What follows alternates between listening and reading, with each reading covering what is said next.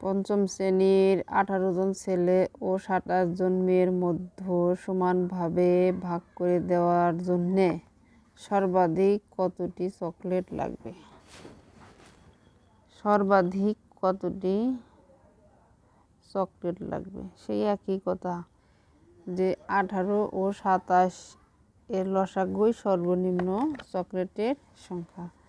তাহলে আমরা বলতে পারি যে 18 ও 36 না 36 না তো 27, 18 ও 27 এর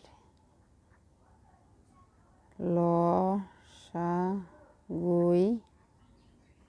হবে সর্বনিম্ন চকলেটের সংখ্যা। নিম্ন চকলেটের সংখ্যা। যাই হোক, আমরা এইভাবে লসাগু বের করবো, আর গুণিতক বের করবো না। যেমন 18, 27 কত দিয়ে যায়?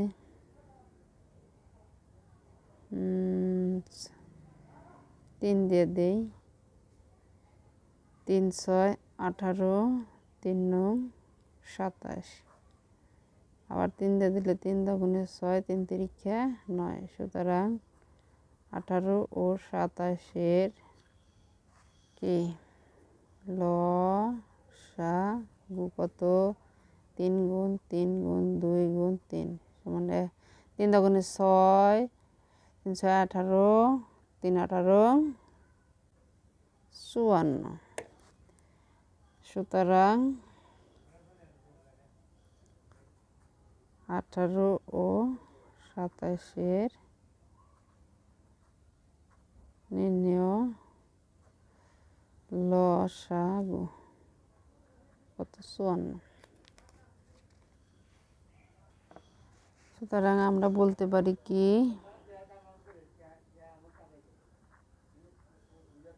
অতএব পঞ্চম শ্রেণীর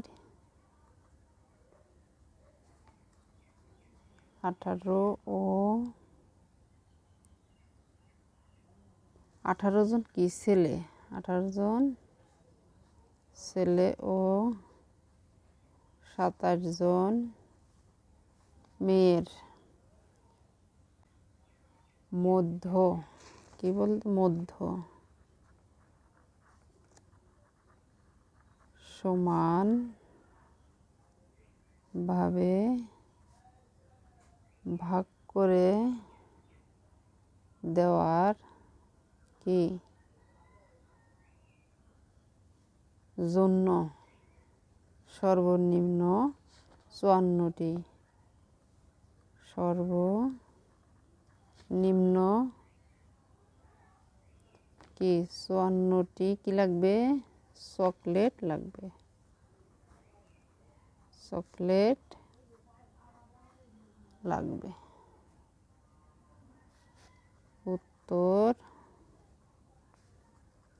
54টি। 11 নং সমস্যার মধ্যে কি বলছে আমাদের? সর্বাধিক কতজন শিক্ষার্থীদের মধ্যে সর্বাধিক কতজন শিক্ষার্থীর মধ্যে 22টি আম ও 66টি লিচু সমানভাবে ভাগ করে দেওয়া যাবে?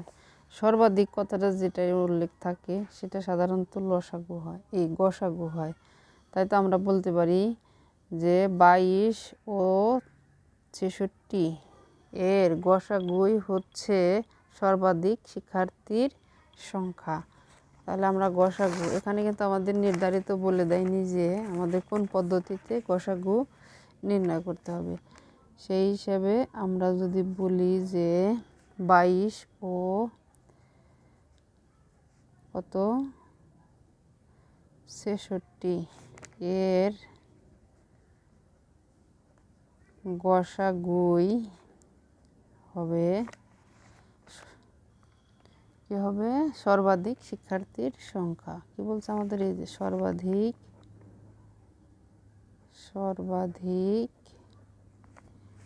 শিক্ষার্থীর সংখ্যা। শিক্ষার্থীর সংখ্যা। এখন আমরা গসাগু বের করি। কোন পদ্ধতিতে গসাগু বের করলে সুবিধা হয় আমাদের? আমরা গুণনীয়কের সাহায্যে বের করি। 22-এর গুণনীয়ক কত কত? 11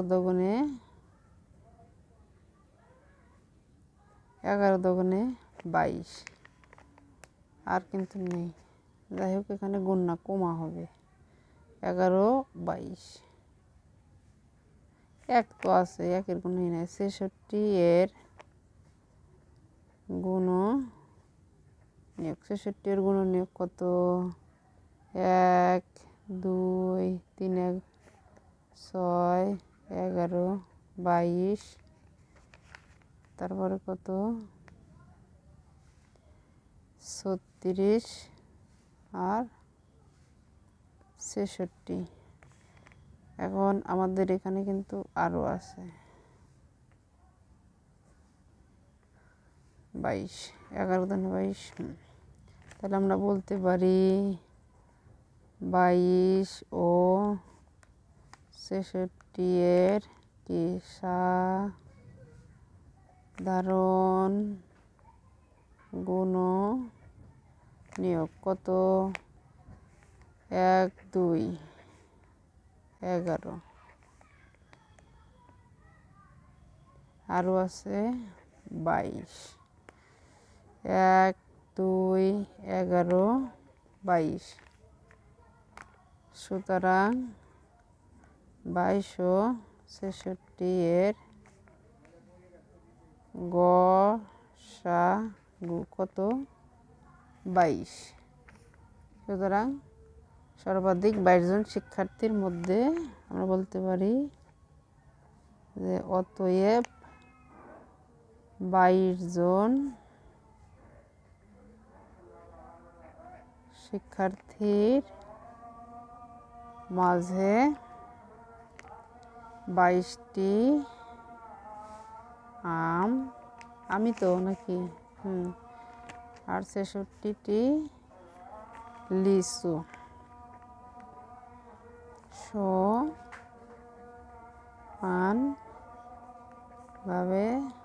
ভাগ করে